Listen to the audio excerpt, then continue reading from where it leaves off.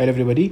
95 से कम दिन बचे हैं 2025 का साल ख़त्म होने में, बट इसका मतलब ये नहीं है कि 2025 का जो साल है इसमें बहुत कुछ नहीं किया जा सकता है। अभी देखो, जब जैसे 2026 लगेगा, प्रीलिम्स का पैनिक सब बच्चों में सेटअप होता है ना। हालांकि हम तो प्रीलिम्स उससे पहले से तैयार करना शुरू करेंगे, बट स्टिल जैसे जनवरी लगेगा सब में प्रीलिम्स का पैनिक शुरू होता है और होना भी चाहिए, क्योंकि भाई प्रीलिम्स क्लियर करना बहुत ज़रूरी है। लेकिन ये जो 100 डेज़ हैं, है ना, ये जो 90 to 100 डेज़ अब बचे हैं, ये बहुत इंपॉर्टेंट है। इसमें अगर आपने मेंस प्रिपेयर कर लिया तो बहुत ही अच्छा हो जाएगा, है ना। इसलिए मैंने लिखा है कि लास्ट चांस है प्रिपेयर करने के लिए, क्योंकि नहीं तो अब नहीं करोगे तो कब करोगे, हैं जनवरी फरवरी मार्च में करोगे जब मई में प्रीलिम्स है। तो ये लास्ट चांस है बस, है ना। ये जो आपने 100 डेज़ 100 डेज़ इनको यूटिलाइज़ कर लिया तो बहुत ही शानदार काम हो जाएगा, ठीक है। तो प्लीज़ अंडरस्टैंड कि किस किस को ये मतलब ये वीडियो किस किस के लिए है ना, या फिर किस किस को मेंस प्रिपेयर करना चाहिए। पहले जिन्होंने मेंस प्रिपेयर नहीं किया अभी तक, मेंस प्रिपेयर करने का क्या मतलब होता है, मैंने पिछले लाइव में भी समझाया था। मेंस प्रिपेयर के क्या क्या पिलर्स होते हैं। सबसे पहला राइट कंटेंट, है ना। मैं आपको इस वीडियो में दिखाऊंगा भी कि राइट कंटेंट का मतलब क्या होता है, ध्यान से देखना इसको।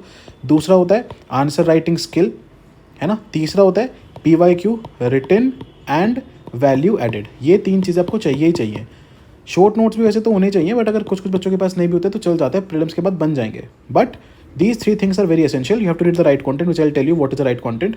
Then answer writing skill सीखो कि भाई राइट कंटेंट में से कैसे मैं आंसर निकाल लूँ अपना। PYQ को लिख के उनके वैलिडेशन कर लो, क्योंकि यही ज़्यादा रिपीट होता है। एंड शॉर्ट नोट्स अगर नहीं भी होंगे तो चलेगा। Then second kind of people, those are not able to completely prepare for mains with self study. अगर सेल्फ स्टडी से नहीं हो रहा है तो मैं बता दूंगा कि इसमें क्या कर सकते हो। अगर खुद से कर सकते हो तो ये वीडियो मतलब ये वाला चीज़ समझ में आ गई है, ठीक है। अगर सेल्फ स्टडी से कर सकते हो इनफ है। Then those have join the mains programme somewhere but are disappointed by the particular programme और बाय देयर परफॉर्मेंस, है ना। या तो आप उस इंस्टीट्यूट उसके मेंस प्रोग्राम से डिसअपॉइंटेड हो, या फिर आप खुद से डिसअपॉइंटेड हो कि यार मैंने अच्छा नहीं किया था अभी तक, है ना। तो in both the cases you can do this particular video. Then those who lack on any of the following, what are the following thing जो मैंने अभी आपको समझाया था। Content, notes and answer writing, है ना। Content, notes and answer writing. अगर इसमें से कुछ भी लैक कर रहा है अभी, खासकर ये दोनों पार्ट, मैंने बोला शॉर्ट नोट्स बाद में भी बनाओगे तो चल जाएगा, हालांकि अभी बना लो तो सोने पे सुहागा है, cherry on the cake, but still नहीं भी बनाओगे भी बाद में चल जाएगा। These 2 things are very very very essential, very indispensable for every topic. अगर GS2 में 20-21 टॉपिक लिस्टेड हैं, GS3 में 20-21 टॉपिक लिस्टेड हैं, तो हर एक टॉपिक के लिए मेरे पास रेलिवेंट कंटेंट है क्या। मेरे पास एथिक्स में ethical terms, ethical examples, enough answers, enough quotations, enough philosophers, enough thinkers, सब कुछ है क्या to put in my particular answer. तो वो तो कॉन्टेंट है ना, हाई क्वालिटी कॉन्टेंट, जेनेरिक नहीं, जेनेरिक कॉन्टेंट नहीं, है ना।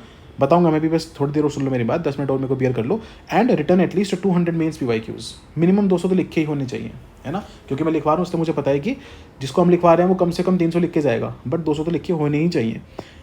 सो एक पर्टिकुलर आपने सुना होगा, there is a programme called the conquer programme, है ना। सबने सुना है इस पर्टिकुलर प्रोग्राम के बारे में, everybody has heard of it. देखो, अगर आपको लग रहा है कि सेल्फ स्टडी करना है तो ये वाला पोर्शन आपको दिखने की जरूरत नहीं है, मैं आपको दिखा दूंगा नोट्स कैसे होते हैं, ना चल जाएगा। बट अगर आपको लग रहा है कि सर सेल्फ स्टडी से नहीं हो पा रहा है, मेरा जून, जुलाई, अगस्त, सितंबर, मेरे 4 महीने खत्म हो गए हैं, I was not able to study enough. तो अब जो ये 4 महीने आ रहे हैं इसको बहुत अच्छे से यूटिलाइज कर लो। खासकर जो 3 महीने ऑफ अक्टूबर, नवंबर, दिसंबर है, OND, इनको बहुत अच्छे से यूटिलाइज कर लो। 1 क्वार्टर ऑफ एन ईयर बचा है, अच्छे से कर लोगे हो जाएगा। This conquer programme was trusted by thousands and thousands of student last year, gave hundreds of rankers. And इस साल तो इसका और भी आपको पता ही है, मतलब आपके आसपास किसी ने भी कॉन्कर अच्छे से किया तो आपको पता है कि उसका रिव्यू क्या है। It is as simple as that, है ना। हमने कॉन्कर के बच्चों से रिव्यूज़ लिए थे, एंड मतलब ठीक है वो सब मैं दिखाता नहीं हूँ, but that is like supreme. तो खैर मैं आपको समझा देता हूँ थोड़ा सा, अगर आपको सुनना है तो, समझना है तो। 29 सितंबर को शुरू होगा GS2 की लाइव क्लासेस से we will begin the conquer programme, ठीक है। GS2 की जो क्लासेस है वो लाइव होंगी। GS2 और GS3 पूरा का पूरा लाइव लिया जाएगा। 29 सितंबर से 9 नवंबर तक आपका GS2 खत्म हो जाएगा। 10 नवंबर से लेके 27 दिसंबर के आसपास आपका GS3 खत्म हो जाएगा। अभी दिखाऊंगा आगे जो लाइव क्लास है उनकी रिकॉर्डिंग्स भी मिलेगी आपको। GS1 और GS4 की पूरी रिकॉर्डेड फॉर्मेट मिलेगा, ताकि आप जिस दिन GS2 की एक लाइव क्लास देखो उस दिन, ये सुबह को होगी 11 to 1, उसी दिन आप GS4 का अपना कंप्लीट कर लो रिकॉर्डेड पोर्शन, है ना। सिमिलर जब GS3 करो तो GS1 का रिकॉर्डेड पोर्शन पूरा कर लो। अब अगर 3 महीने में निपटाना, थोड़ी मेहनत तो लगेगी, तो 2 classes per day and you will be done, ठीक है। इसका पूरा कौन सा लेक्चर करना है, कब करना है, पूरा मैं बना के दूंगा। That is one thing. Mains content आपको पता ही है हमारा, है ना। जो बच्चे अगर हमारे प्रोग्राम से मतलब बच्चा जुड़ा है तो the one thing that they have said the most is कि सर कंटेंट का कोई मैच ही नहीं है, there is no content, and I am taking the full responsibility of this. You will not get any content that is better than conquer का content.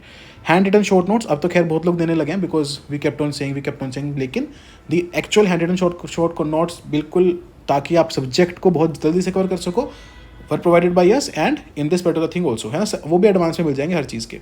Class timings 11 AM से 1 PM है, live वाले की। Recorded आप अपनी मर्जी से देख सकते हो। क्लास है जो 4 दिन होगी एक हफ्ते में, मंडे ट्यूसडे वेडनेसडे थर्सडे, जो लाइव होगी। जो रिकॉर्डेड GS1 GS4 है वो आप रोज रोज देखो और अपना कंप्लीट करो। डेडिकेटेड मेंटोर ग्रुप मिलेगा आपको, तृप्ति मैम मेंटोर होंगी उसमें। उन्होंने खुद अपने 2 CSE इंटरव्यूज़ दिए, जितना उनका स्कोर है उतने स्कोर पे लाइक बहुत इमेंसली गुड रैंक आती है ना। खासकर मैं मेंस के स्कोर की बात करूँ, इंटरव्यू भी दिया उन्होंने 2 बार, लेकिन उस स्कोर पे 200s में रैंक आ जाती है उनके मेंस के स्कोर पे। देन एक पीयर ग्रुप मिलेगा आपको, जिनके ऑप्शनल फेमस उनको तो ऑप्शनल वाले पेयर ग्रुप मिल जाएगा, बाकी लोगों को पेयर ग्रुप मिलेगा। All academic classes will be taken by a person name Satyam Jain, है ना। उसने भी ठीक ठाक 3 इंटरव्यूज़ दिए UPSC के, रैंकर्स वगैरह आपने देखी हैं, तो ठीक ठाक पढ़ा लेता है। तो that person will be taking all the academic classes. अब कभी कभी डाउट आता है कि सर एक इंसान अगर सारी क्लासेस ले रहा है तो कैसे चलेगा। द पॉइंट इज़ कि उस एक इंसान को पता है कि मेंस के लिए क्या ज़रूरी है। दूसरे इंस्टीट्यूट में क्या होता है कि मान लो GS2 के लिए हम किसे एक फैकल्टी है, अब कोर्स ही पूरा नहीं हो रहा है, सिलेबस ही पूरा नहीं हो रहा है, बिकॉज एक्चुअली मेंस के लिए कितना पढ़ना है, this not a foundation course, है ना। फाउंडेशन कोर्स में मैंने पॉलिटी नहीं पढ़ाई है, फाउंडेशन कोर्स में मैंने हिस्ट्री नहीं पढ़ाई है, फाउंडेशन कोर्स में हम हर एक चीज़ के लिए फैकल्टी रखते हैं, लेकिन मेंस मुझे पता है ना कैसे करते हैं और कैसे करवाते हैं, कैसे उसको टाइम बाउंड में खत्म करना है, क्या आंसर्स आजकल मार्क्स फेच कर रहे हैं, क्या आंसर्स मेरे स्टूडेंट्स के लिए 130 140 मार्क्स फेच कर रहे हैं एथिक्स में, मुझे पता है ना वो चीज़।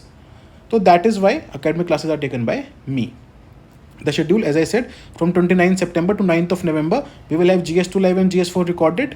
30 क्लासेज ऑफ GS2 के आसपास होंगी, 30 classes of GS4 already record हो गई हैं, तो आराम से 9 नवंबर तक ही खत्म हो जाएगा। देन 10th नवंबर से लेकर 27 दिसंबर के आसपास तक GS3 लाइव चलेगा। GS1 आपको रिकॉर्डेड कंप्लीट करना है, इसका शेड्यूल आपको दे दिया जाएगा। 40 classes of GS1 and 35 classes के आसपास में GS3। तो टोटल क्या समझ में आया हमें, 135 के आसपास लेक्चर्स हैं टोटल GS के।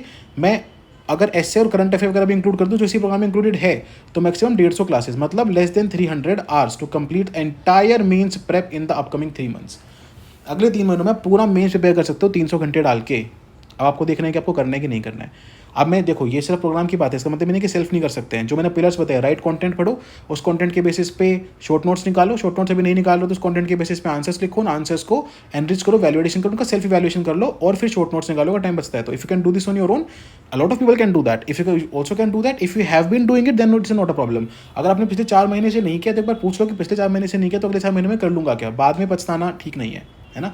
अभी it is better to do that, ठीक है। And again I am saying this very outrightly, अपने कोई प्रोग्राम ज्वाइन करा है वो अच्छा नहीं चल रहा है अगर आपका, तो you can do this particular programme. It is a very very very good programme. आपको मतलब अंदाज़ा भी नहीं है कि आपको कितना फ़ायदा होगा प्रोग्राम ज्वाइन करके, ठीक है। 3 महीने तो आपकी क्लासेस वगैरह में निकल गए, फिर हम आपको 1 महीने की एक्सटेंडेड वैलिडिटी भी देंगे ताकि आप अपने बैकलॉग वगैरह कंप्लीट कर लो, तो जनवरी एंड तक की आपको वैलिडिटी मिल जाएगी, ठीक है। क्लियर है बात। तो this is another thing. Then obviously भाई एक प्रोग्राम की कोई कॉस्ट होती है, कोई प्राइस होता है।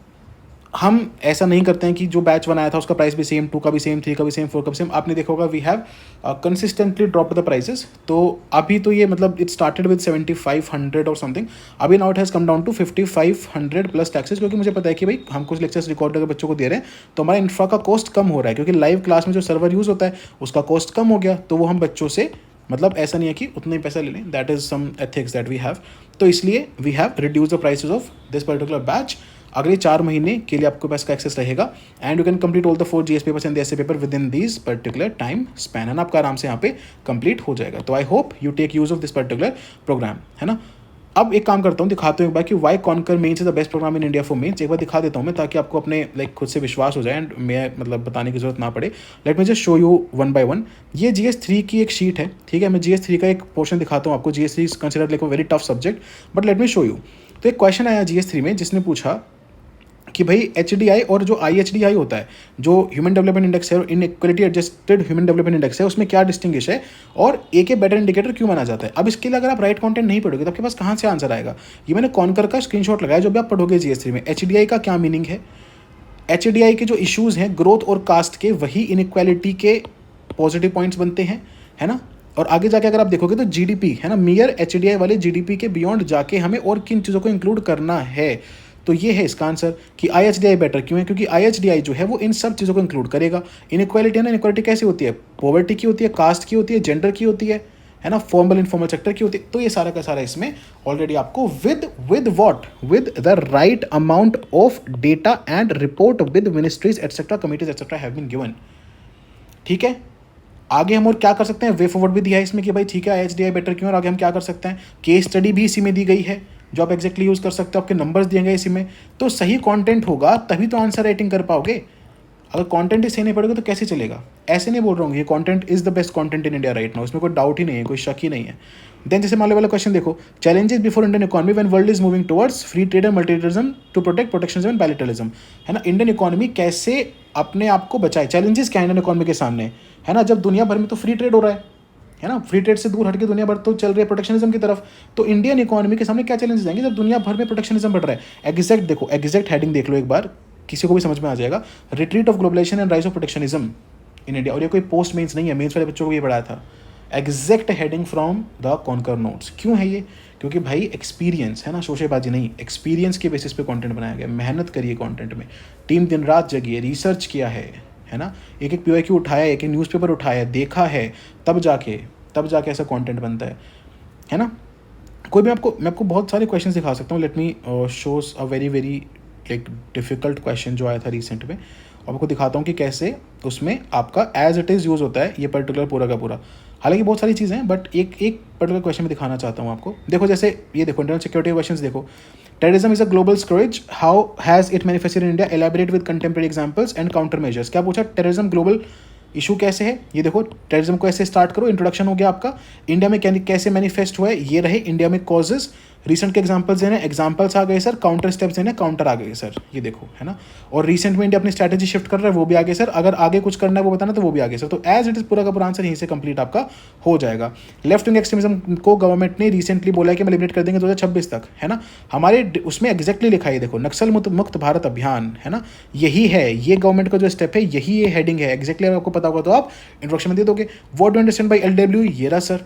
How are the people affected by it, ये रहा sir. What measures have the government taken, ये रहा सर। सारे की इनिशिएटिव्स, गवर्नमेंट स्ट्रैटेजी और सारे के सारे की इनिशिएटिव्स आपके सामने हैं, आपके आंसर में है।